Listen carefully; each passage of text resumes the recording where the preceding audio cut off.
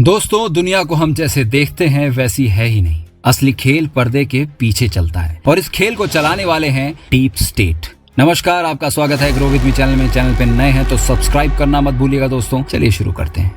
Deep state क्या है? Deep state को आसान भाषा में समझिए। ये एक छिपा हुआ नेटवर्क है जो दुनिया की सबसे ताकतवर खुफिया एजेंसियों, कुछ अरबपतियों, हथियारों की कंपनियों और बड़ी ताकतवर सरकारों के साथ मिलकर काम करता है। ये किसी एक देश का नहीं बल्कि ग्लोबल नेटवर्क है। इसका मकसद है दुनिया में वही सरकारें टिकी रहें जो इनके हितों की सेवा करें, और जो इनके खिलाफ जाए उन्हें या तो गिरा दिया जाए या खत्म कर दिया जाए। CIA और MI6 क्या है? CIA central intelligence agency America की खुफिया एजेंसी है। आधिकारिक काम है सूचना जुटाना, लेकिन अनऑफिशियली CIA को कई बार दूसरे देशों की सरकारें गिराने, तख्ता पलट कराने और चुनाव मैनिपुलेट करने के आरोप लगे। MI6 ब्रिटेन की खुफिया एजेंसी है। CIA की तरह ही ये भी नेशनल इंटरेस्ट के नाम पर ग्लोबल पॉलिटिक्स में गहरे दखल देती रहती है। अब आप सोच रहे होंगे आखिर डीप स्टेट ऐसा क्यों करता है? किसी देश की सरकार को गिराने से इन्हें फायदा क्या मिलता है? जवाब है पैसा, ताकत और control. IMF international monetary fund एक अंतर्राष्ट्रीय संस्था जिसकी स्थापना 1944 में हुई थी। इसका मकसद था जब कोई देश आर्थिक संकट, कर्ज,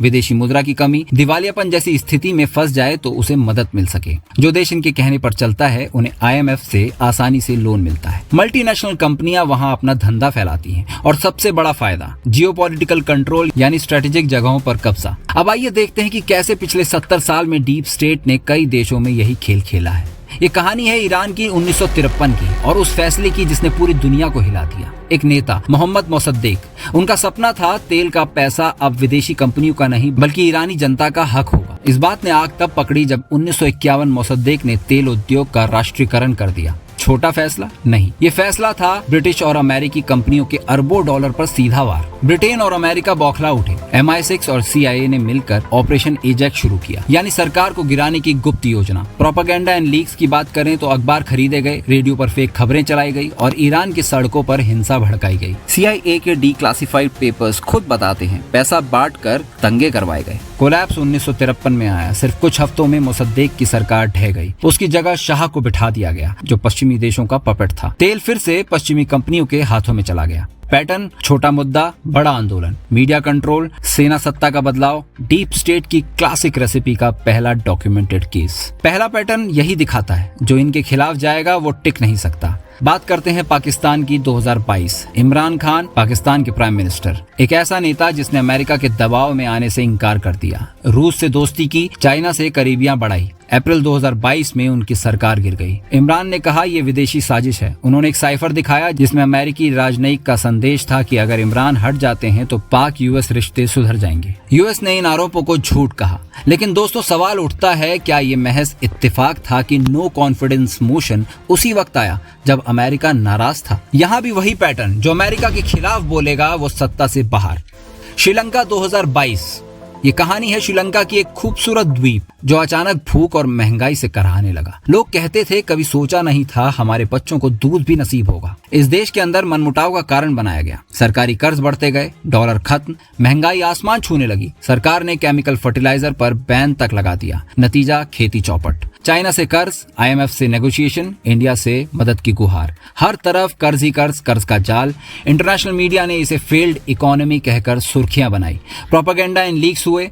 सोशल मीडिया पर पेट्रोल पंप की लंबी लंबी कतारें वायरल हुई। NGOs और विदेशों से फंडिंग पर भी सवाल उठे। क्या प्रोटेस्ट को सपोर्ट दिया गया? जुलाई 2022 में ये कोलैप्स हुआ। लोग प्रेसिडेंशियल पैलेस में घुस गए। गोटाबया राजपक्ष देश छोड़कर भाग गए। सिर्फ कुछ महीनों में सरकार टूट गई। पैटर्न वही, यहाँ डीप स्टेट का डायरेक्ट प्रूफ नहीं पर ग्लोबल इकोनॉमी, लोन्स और मीडिया ने गुस्से को फ्यूल किया। नतीजा वही, सरकार गिर गई। बांग्लादेश 2024। ये कहानी है बांग्लादेश और उनकी प्रधानमंत्री शेख हसीना की। 2009 से लगातार सत्ता में थी, 15 साल से शासन में थी, लेकिन जैसे जैसे समय बीता उन पर तानाशाह बनने के आरोप लगने लगे।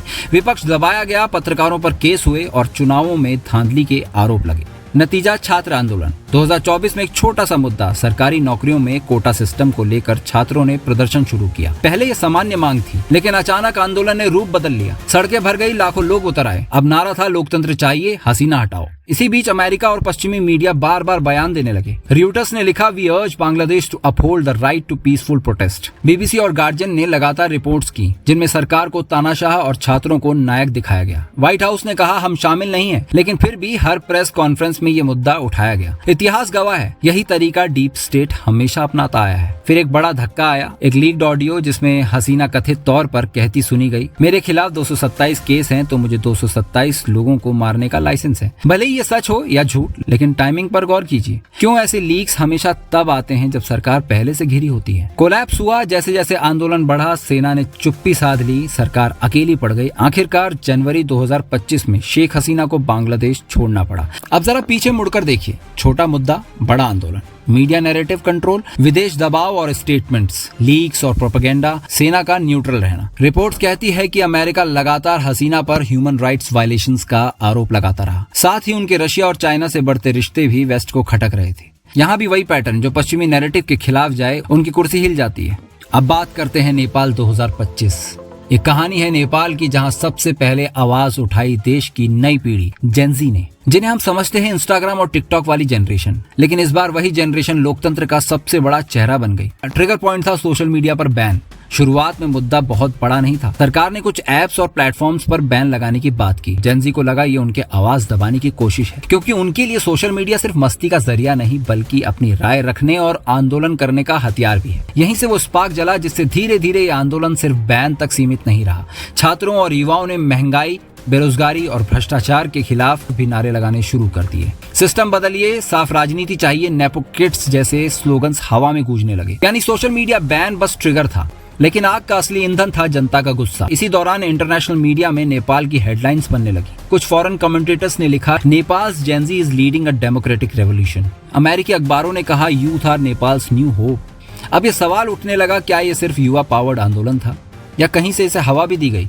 बात सामने आई कि इसके पीछे हामी नेपाल नाम की एनजीओ की बड़ी भूमिका रही। ये संगठन खुलेआम प्रोटेस्टर्स को सपोर्ट कर रहा था। सोशल मीडिया पर कैंपेन चलाए जा रहे थे। ये एनजीओ बार बार अमेरिका के लिए धन्यवाद संदेश पोस्ट कर रही थी। कई एक्सपर्ट्स कहते हैं कि इस आंदोलन को इंटरनेशनल फंडिंग और नैरेटिव पुश मिला। अब भले ही ठोस सबूत सामने न हो, लेकिन टाइमिंग और कॉन्टेक्स्ट ने शक जरूर पैदा कर दिया। इतिहास गवाह है, ऐसे मोमेंट्स में अक्सर एनजीओज या बाहरी फंडिंग ऑर्गेनाइजेशंस का रोल रहा है। कोलैप्स तब हुआ जब सरकार ने पहले सख्ती दिखाई, लेकिन जब युवा हर शहर में उमड़ आए तो पुलिस और सेना भी बैकफुट पर चली गई। प्रोटेस्ट दिनों दिन उग्र होते गए और देखते ही देखते नेपाल की राजनीतिक जमीन हिल गई और आखिरकार पीएम केपी ओली शर्मा को देश छोड़कर भागना पड़ा। पैटर्न वही, युवा आंदोलन, विदेशी समर्थन और सरकार पर दबाव।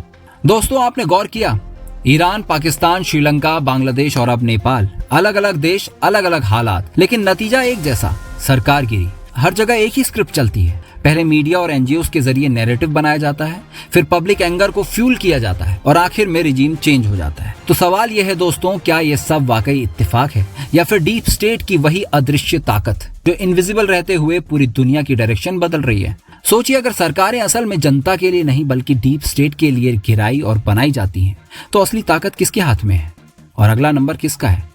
अगर आपको ये जानकारी पसंद आई हो तो लाइक, शेयर एंड सब्सक्राइब करना मत भूलिएगा दोस्तों। बेल आइकन को भी याद से प्रेस कर दीजिएगा, जिससे आपको हमारी वीडियोस की नोटिफिकेशन समय पर मिल सके। आपके लाइक्स हमें प्रोत्साहित करते हैं दोस्तों। ऐसी वीडियोस के लिए grow with me channel knowledge is power के साथ जुड़े रहिए। तब तक के लिए धन्यवाद, शुक्रिया। मैं मिलता हूँ आपसे एक और इन्फॉर्मेटिव वीडियो के साथ।